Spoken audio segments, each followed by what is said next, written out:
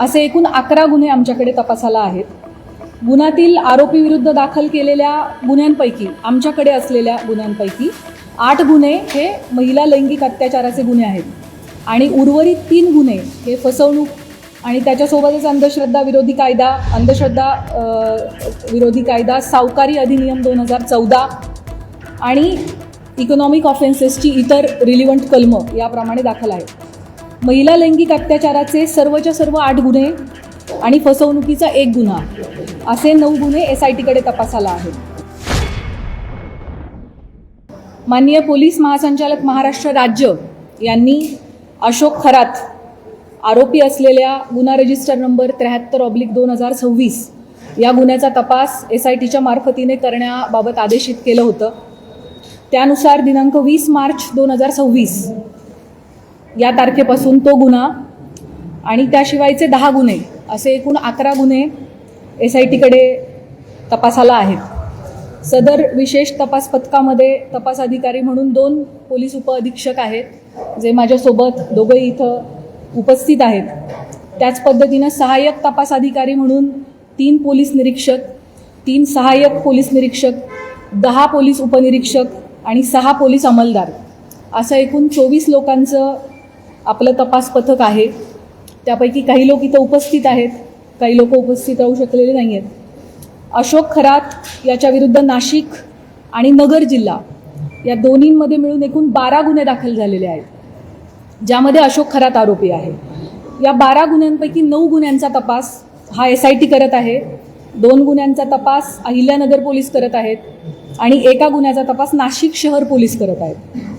आणि अशोक खरात विरुद्ध नसलेले मात्र या विषयाशी संबंधित असे 2 गुन्हे दाखल आहेत, त्या 2 गुन्ह्यांचा देखील तपास SIT करत आहे. त्यामुळे 9 गुन्हे अशोक खरातच्या विरोधातले आणि विरोधात नसलेले पण संबंधित असलेले 2 गुन्हे असे एकूण 11 गुन्हे आमच्याकडे तपासाला आहेत.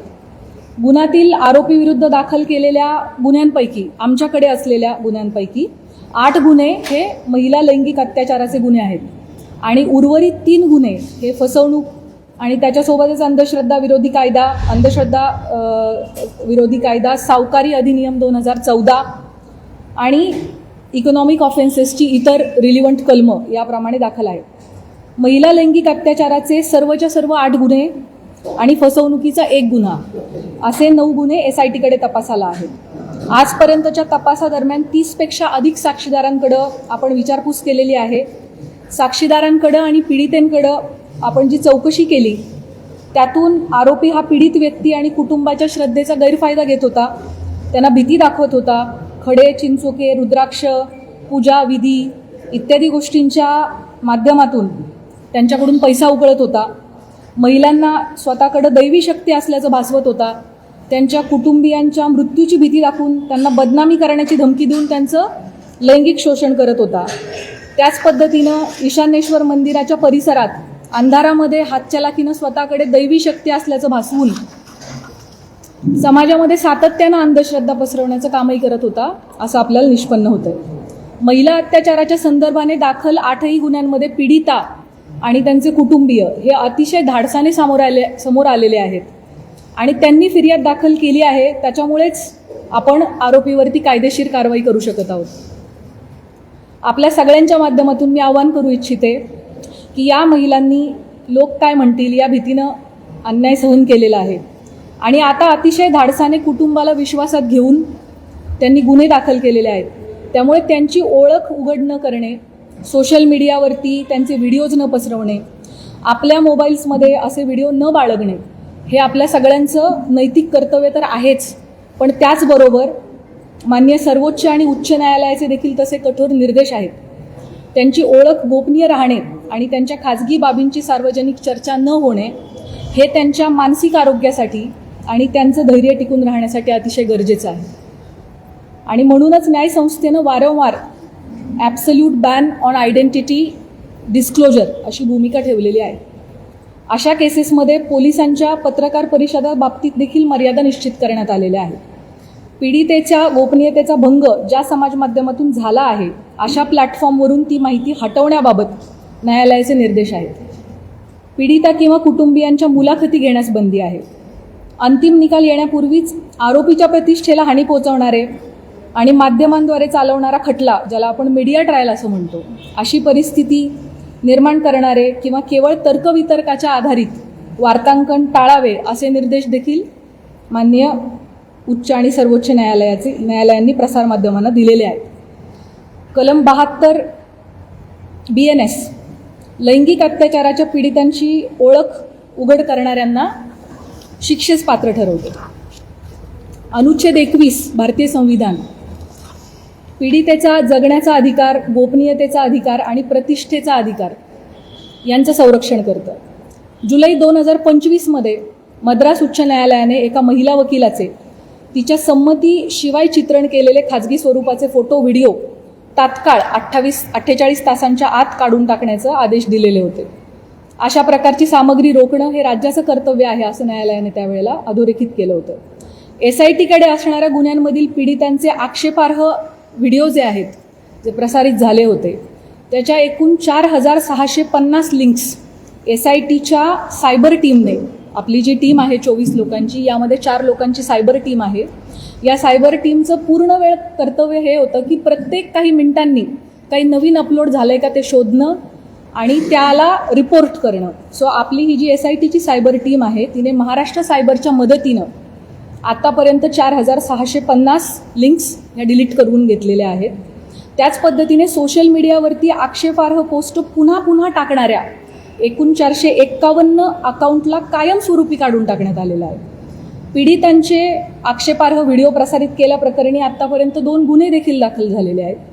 सदरचे गुन्हे हे सातपूर पोलीस स्टेशन नाशिक शहर आणि कोपरगाव पोलीस स्टेशन अहिल्यानगर या ठिकाणी दाखल असून संबंधित घटकच त्याचा तपास करत आहेत आणि त्यामध्ये आजपर्यंत एकूण 6 आरोपींना अटक देखील करण्यात आलेली आहे. दिल्ली उच्च न्यायालयाने अलीकडेच एका विनयभंगाच्या प्रकरणाशी संबंधित बदनामीकारक स्वरूपाच्या सोशल मीडिया पोस्ट्स काढून टाकण्याचे आदेश दिलेले आहेत आणि आरोपीची प्रतिष्ठा जपण्यासाठी आणि त्याला निपक्ष सुनावणी मिळण्याची खात्री करण्यासाठी न्यायालयानं ही स्टेप घेतली होती. SITकडे असणारे सर्वच तपास हे अतिशय संवेदनशील प्रकारचे असल्यामुळे त्याविषयीची जी माहिती आपल्याला सांगणं शक्य आहे ती माहिती मी आपणास याद्वारे दिलेली आहे. आपल्या सगळ्यांच्या मनामध्ये या प्रकरणाविषयी अनेक प्रश्न आहेत, मला त्याची पूर्णतः कल्पना आहे. त्यापैकी बहुतांश प्रश्नांना स्पर्श करण्याचा मी प्रयत्न केलेला आहे. या प्रकारच्या गुन्ह्यामध्ये BNS सेक्शन 93 BNSS प्रमाणे गुन्हा दाखल झाल्यापासून 60 दिवसांच्या आत आपल्याला दोषारोपपत्र दाखल करणं आवश्यक असतं.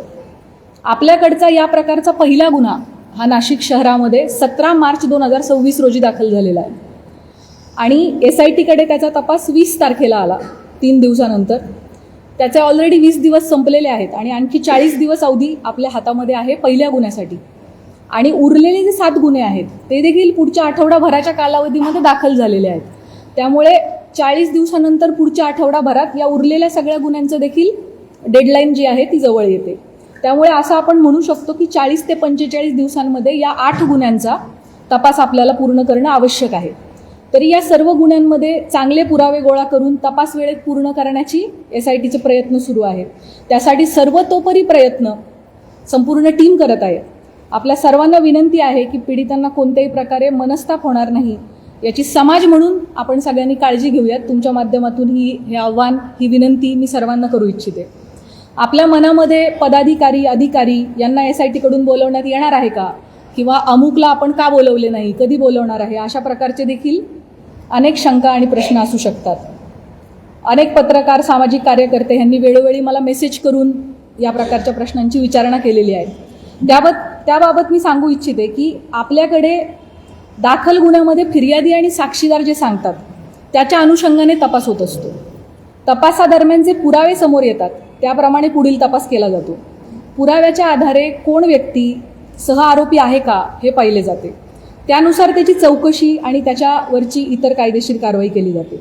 त्यामुळे या गुन्ह्यांच्या बाबतीमध्ये देखील हा गुन्हा घडण्यासाठी मुख्य आरोपी सोडून इतर कोणी कारणीभूत ठरलं आहे का, कोणी याची इकोसिस्टीम निर्माण करण्यामध्ये सहाय्यभूत ठरलेलं आहे का, या अंगाने सुद्धा आपण तपास करत आहोत. या गुन्ह्यांची पार्श्वभूमी तयार करण्यासाठी कोणी मदत केली आहे का, याबाबत पुराव्यानिशी जर आपल्याला निष्पन्न झालं तर त्याविषयी निश्चित कायदेशीर कारवाई केली जाईल. त्याबाबत आपण कोणीही मनामध्ये कुठल्याही पद्धतीची शंका कृपया बाळगू नये. गेले 17 दिवस SIT या गुन्ह्यांचा तपास करत आहे. आमचा तपास अजूनही सुरू आहे. त्यामुळे बहुतांश प्रश्नाची उत्तरं मी दिलेली आहेत. काही प्रश्न कदाचित अनुत्तरित राहिलेले असतील, परंतु जसजसा तपास पुढे जाईल तशी तशी आपल्याला त्या प्रश्नांची पण उत्तरं मिळतील. महत्त्वाच्या टप्प्यांवरती SIT कडून आपल्याला ब्रीफिंग दिले जाईल. चार्जशीट दाखल होईपर्यंत आपल्याला या प्रकरणाची गोपनीयता बाळगणं अतिशय आवश्यक आहे.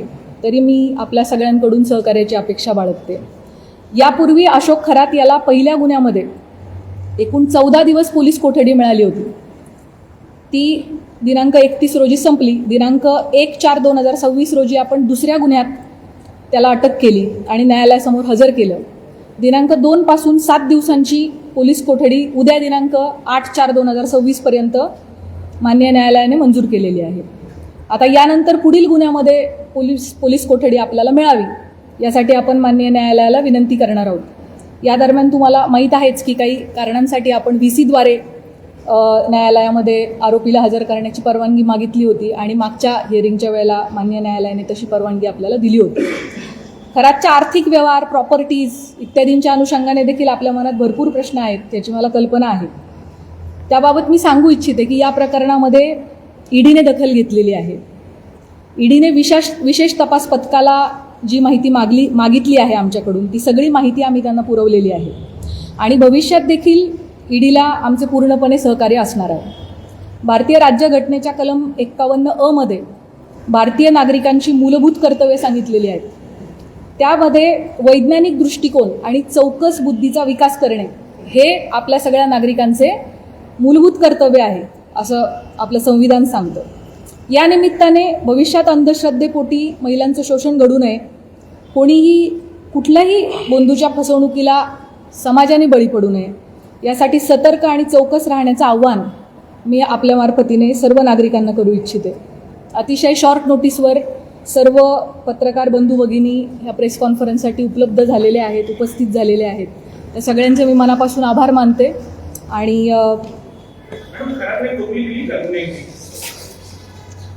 मी जसं सुरुवातीलाच सांगितलं की या गुन्ह्यांच्या बाबतीमध्ये मला जी माहिती आपल्याला सांगणं शक्य आहे ती माहिती मी आपल्यासमोर मांडलेली आहे. त्यामुळे आपल्या सगळ्यांनी या गोष्टीची सहकार्य करावे की जोपर्यंत चार्जशीट दाखल होत नाही त्याबाबत काही तपासातल्या बाबींची गोपनीयता ठेवणं आपल्यासाठी अतिशय आवश्यक आहे. आपल्या सगळ्यांचे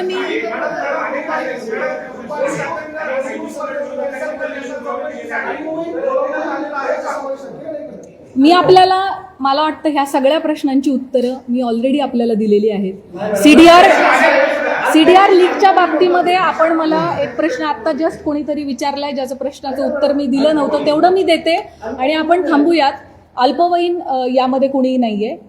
दुसरा जो प्रश्न सीडीआरच्या बाबतीत याची शासन स्तरावरती चौकशी होत आहे. त्या बाबतीत चौकशीत जे काही निष्पन्न होईल ते आपल्या समोर येईल. थँक्यू. जय हिंद, जय महाराष्ट्र.